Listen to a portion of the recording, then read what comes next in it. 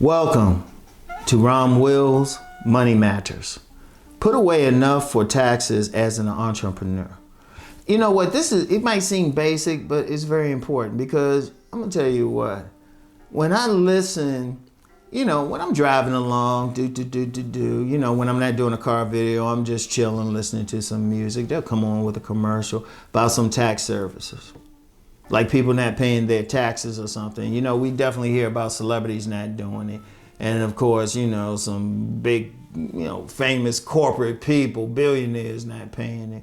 But a lot of people get caught up, a lot of people who really get caught up in not paying their taxes are entrepreneurs, like the smaller ones, not the millionaires, but the people maybe making 50,000. If they might be lucky if they're getting 50,000, like total. Or 100,000, whatever. I mean, because if you think about it, when you're working on a job, like a regular employee should never really get caught up in like having to owe taxes. A regular employee, because unless you're working on a job that only uses 1099s, your taxes already taken out. And that damn FICO, who the heck is that dude? Man. But anyway, your stuff is getting taken out. All you have to do, really, in most cases, all you have to do is just do regular 1040 and you good to go. Now, if you got, of course, you got deductions and stuff like that. But if you got a regular job, you shouldn't have any issues. Usually when you're talking about these people getting caught up for owing a bunch of taxes, it's usually from business. Okay, here's the thing as a business. This is what you got to do. You got to be disciplined in it. Even if you're making a little bit of money, you got to put away money for taxes. You got to do it. So say you can perform a service or something, you get $1,000. All right? You got to automatically put away $300. I'm going to say in general, put away 30%. Make sure you have 30%. So no matter what. So say if you have a business, you're getting $10,000 a month. Okay, technically that's 6 figures. You got to put away $3,000. Just put it away. Just automatic. Just put it away. Sometimes it's hard to separate the savings account from like just your business savings account. It depends on your business and whatnot. If you're sole proprietor, still put it away. Have a separate account. Definitely if you're an LLC. In fact, I'm gonna get into that LLC thing in a second. If you have an LLC, separate business, no matter what you make, you got to put away enough for taxes. Indeed, just on the LLC in general, if it's an LLC separate from everything, especially if you have a job to pay something else, only pay yourself maybe 8 to 10%. The rest of it, put it back into the business and definitely into the taxes. And depending on what your business structure is, you might want to talk to a tax professional. You want to talk to a tax professional, especially if you have an LLC that's making some money. You should have someone on standby, maybe someone you can talk to about that. Especially if you got to pay people and stuff like that. But regardless, you're sole proprietor. You could be an independent contractor, whatever. Or you might just work on a job where you're paid in 1099s. When I was at one of the gyms I worked at, out of my 1,000 jobs, I was killing it, but I was paid solely on a 1099. So yeah, it was great. Let's just say maybe on a paycheck at the time, I'll just say 1,000, right? 1,000 a paycheck, right? And even though it was tight, automatically, I got to put away some money. Automatically, I got to put away some money, even if it's tight.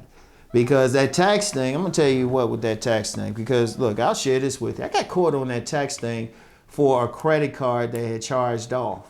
But I told the IRS I didn't receive anything from that company, or I didn't remember, and I couldn't prove it. So I said, damn. So I had to pay like something extra. They say, hey, you didn't pay this amount of money, and that's another thing too. Keep track, because at the time I had the business, but I was also working full time. So, and I wasn't making that much from the business at that particular time. So, so I wasn't keeping as track as much as possible. That was on me. You keep track of even if it's a small business, you keep track of everything. But like I said, I owed the tax on something random. And like I say, even though I explained to him, I was like, I never received that. They ain't going for that. And I paid it and everything. But the general thing is, no matter what, you keep it, you keep track of it, you pay something into the tax, no matter how tight it is for you. Yeah, I know you probably need that money, but here's what you got to do, because the IRS, they'll come for that money. Somebody called them, like one of the commercials I hear about them, called them the world's greatest collection agency, because that's basically what they do. Once after you don't pay that money, they come after you, and then they add in tax. They added interest and everything to it. So what you want to do, if you're in business, even if it's small, like just say you get $10,000 in a year, $10,000, because you got your other business and everything, unless, well, I'll get into the write-offs in a second, but still put away that much. In fact, it's better to put away the 30%, and then with your write-offs don't have to pay as much in tax, and even save some money, because that's something I've done the last few years. I would still put away a certain amount, but then I wouldn't have to pay as much as I could have paid because of the tax write-offs. And that's another, I'm gonna talk about that next week. Talk about the tax write-offs next week, how important they are. But in the meantime, you still put away enough. You still, that's a general thing, 30%. Just think 30%. So if you get $100, like say you're a vendor, you just make $100 that day, 30 goes to tax. The other, let's say $30 go to tax. So you're left with 70. You probably should put 60 away for, business. You got to pay for something else.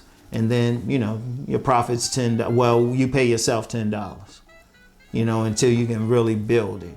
And, that'll work. But you want to focus on the taxes, because they the ones who come after you. And like I said, it's better you have more money for tax than not enough, because the past few years I would have enough in there to cover the tax, but then once, I paid the tax, I still got this extra money. I'm like, oh, let me put it on something else.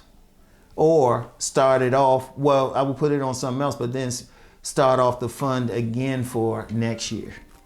But whatever the case, you want to put away enough. That's where a lot of business people, entrepreneurs, especially sole proprietors, get caught.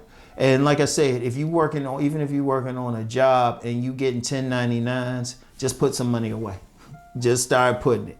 Anything, any paychecks, any money you get that tax is not automatically taken out, you start putting money away. And indeed, I'm saying 30%. I've heard others say 40%. If you can, hey, the more the merrier. Because it's better to put enough away to cover your tax and then not have anything, have something left over, than not to have enough. Not to have enough. So, you got to focus on that business aspect, okay? You got to focus hard on that aspect of business. Yeah, you want to make it and everything. You want to, you can do whatever. Some people, they'll get $10,000 and spend it on something. They'll spend it on something. You don't want to do that. You got to think the taxes, if nothing else. Like, it'll be dumb if you're not putting some of the money back into it. I'm going to say it'll be dumb, but that'll be on you about growing your business. But the IRS does not play. So you want to make sure you're on top of that, all right? So, anyway, that's all I have for now. Y'all know the deal. Let's go make that money.